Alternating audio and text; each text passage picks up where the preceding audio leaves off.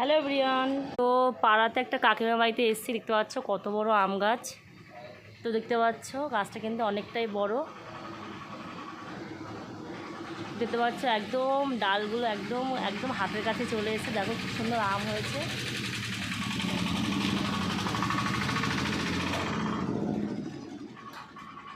দেখো